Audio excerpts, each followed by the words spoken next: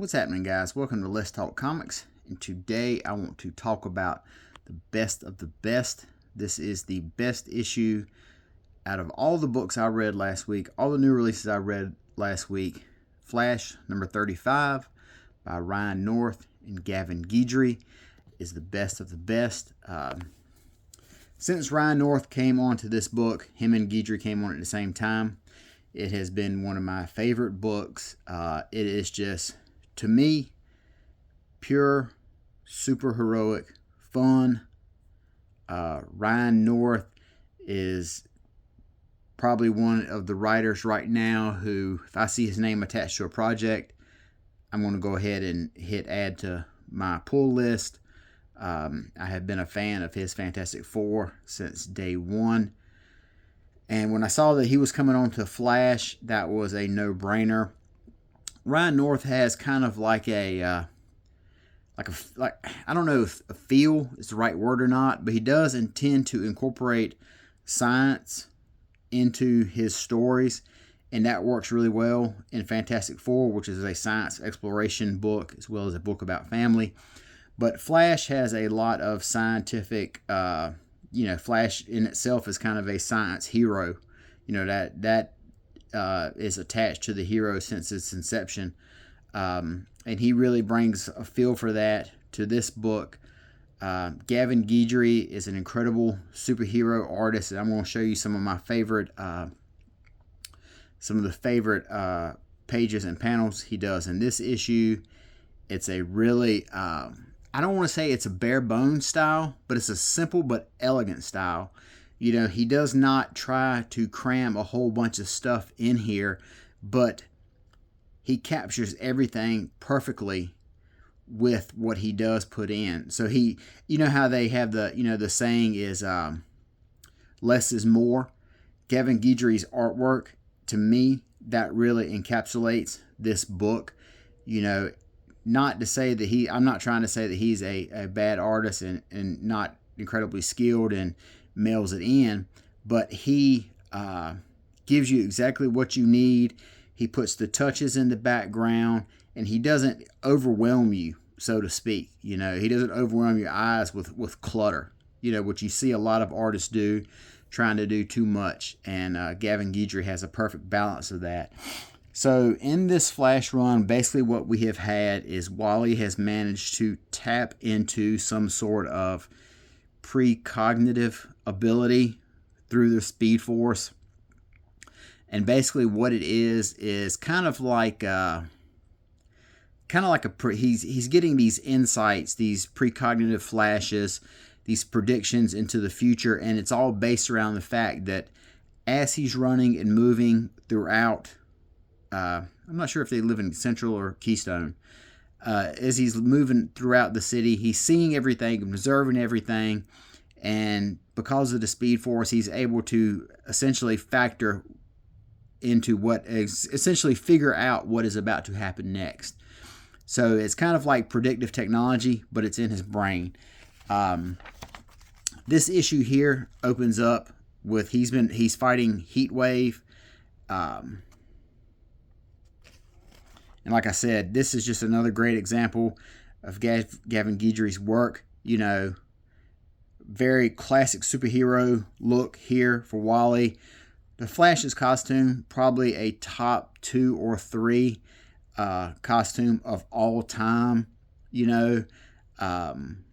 It's a podium spot on all-time costumes for sure.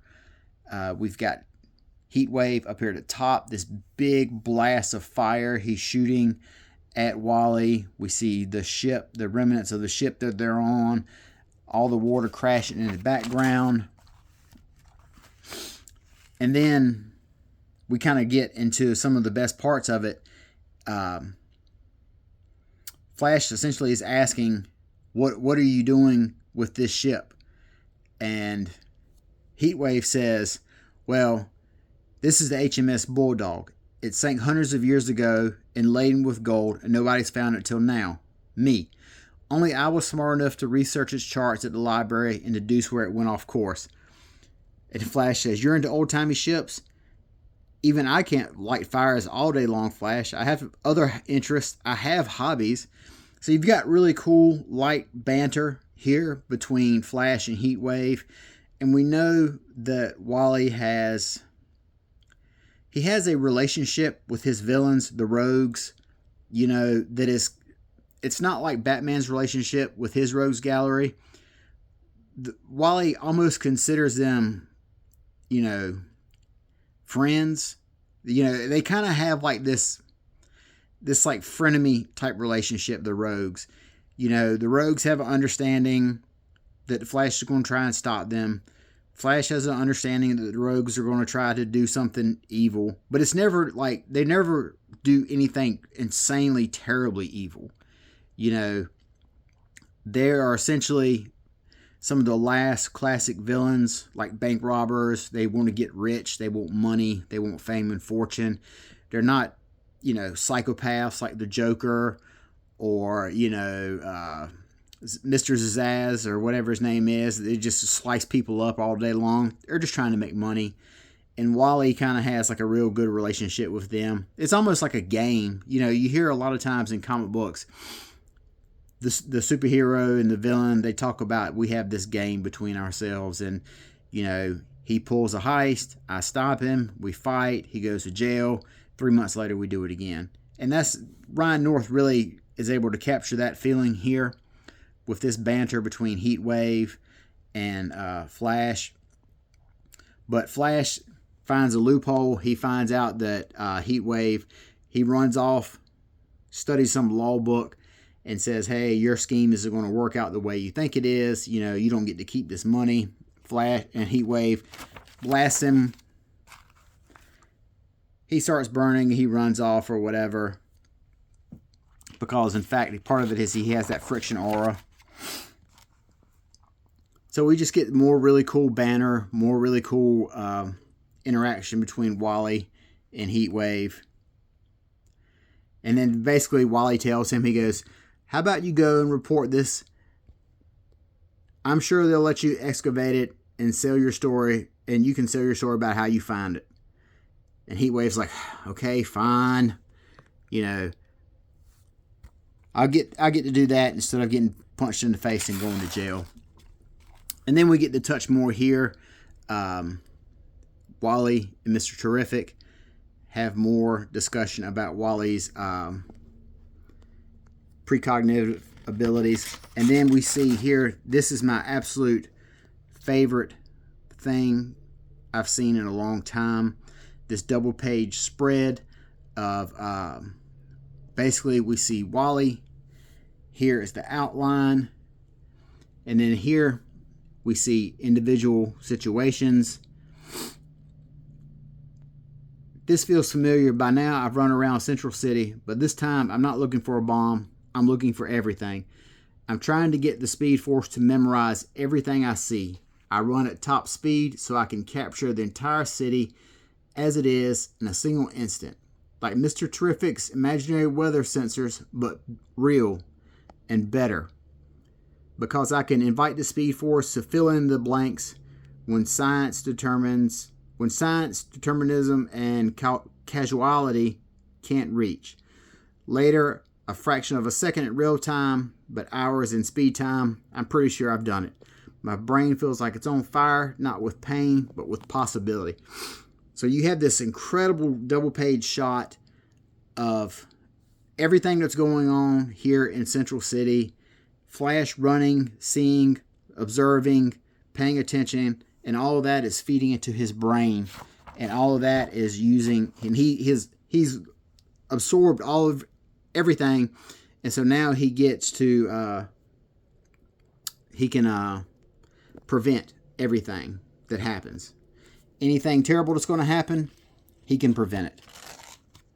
And then we start to see his plan go into action right here.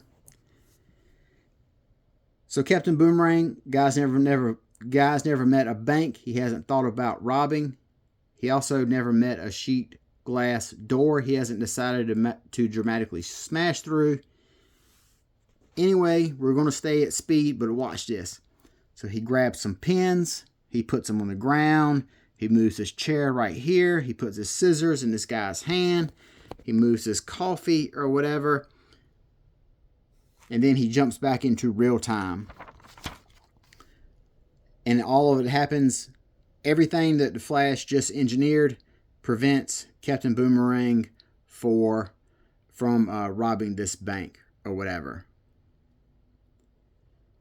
So it's very much similar to the scene in with Quicksilver, you know, where he in the X-Men movies where Quicksilver has that fight scene in the kitchen, or he saves everybody from when the mansion blows up. So we're basically seeing Wally doing all that.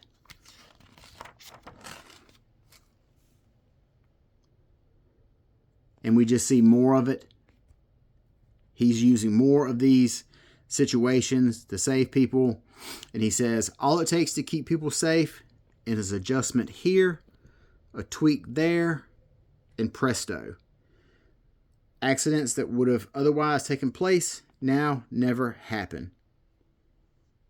I've never done more good or felt more alive.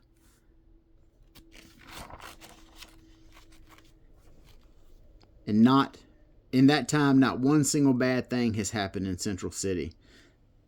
So essentially, Flash, Wally West, has turned everything in Central. He's used his powers. He's turned everything, any tragedy, any accidents, any injustices or whatever, he stopped them before they could even really take place. All because he's using his predictive flash of insight or whatever he wants to call them.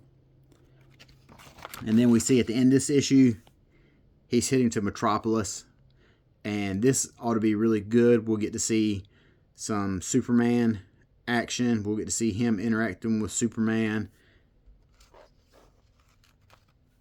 He's dashing right here. This line, you know, a flash line, shows super speed, him moving. But that is Flash number 35, and it is just pure superheroic fun. Really like a just wholesome book. You know, there's no doom and gloom, no angst, nothing like that. Not to say that there's not any on the horizon, which I'm sure there will be, but you know, it just what a Wally West Flash book should be. Ryan North and Gavin Guidry are giving us. So that is my pick for my favorite book of the week, the best of the best, Flash number 35. Until next time, talk to you guys later. Have a good day, and bye-bye.